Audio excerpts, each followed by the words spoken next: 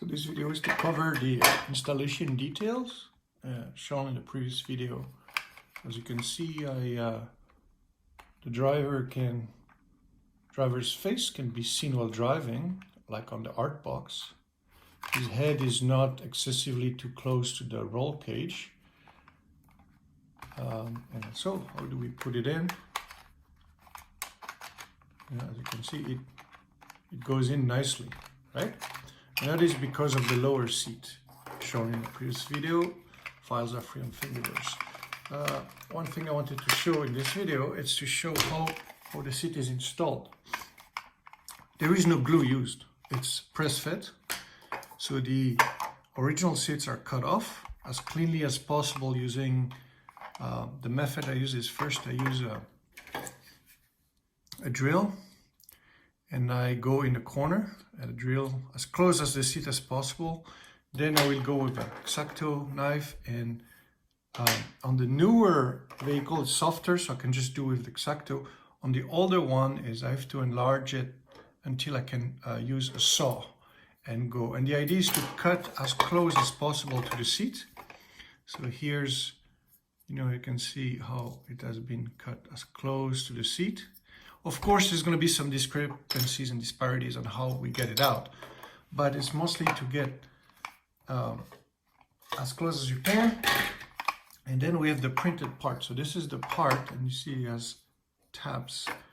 So I'm going to show here because on the black one it's fairly well done. So this is the Sahara Jeep, which is a harder plastic, and you can see there's some gaps, but there's no glue. It is press fit in there. On some of them I use a filler to do a better job, but just to show you, I'm not sure glue would work well in this new plastic. I don't know what it is yet. And let's see how it is installed. I'm gonna yank one off. So the seat has a rib on both sides. Here I cut one, but you don't have to, but I forgot how to do it. So here's how the seat goes. That flat spot goes below. It protrudes and it goes back. And the inside rib is going to go below the console, and the outside rib is going to be above the floor space. So it's like angling the seat and then pushing it. And it should be, see, like this one is snug. Here I made the mistake of cutting the tab, but you need the whole length of the rib to hold it. And there you have it.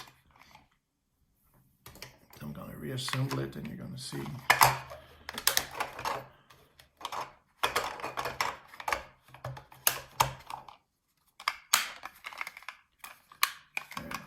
So again, it's something that bothered me is the figures were extremely difficult to install, and you would not see their face because they would have their forehead in the roll cage.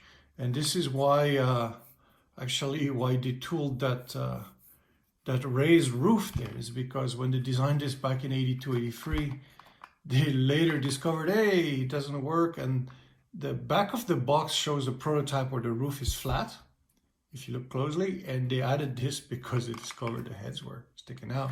So that was their solution. I'm surprised that after retooling this whole thing with a tool from scratch, that they mimicked and copied the original seats, which are not really well suited for ease of putting figures. But this is what happens when you have people behind a computer who are not going hands-on with things. Kudos for fixing the back, which was not really an issue. Kudos for applying labels or deco on the missiles, because the sticker never really stuck well. A couple of improvements. I would say another thing that I really applaud is the match. The parting line of the door is much better than the stock. The stock one had the original one had a giant gap. So that's much improved. And the biggest thing that initially I didn't want to get the new one, I really appreciate, thank you Ted, but I didn't want to get the new one for a couple of discrepancies and changes they've done. But here's a surprise for me. It doesn't rattle. And that is very satisfying, because as much as I like the Vamp, the Stinger, and the Sahara, they're rattly. They're very rattly because of the hard plastic.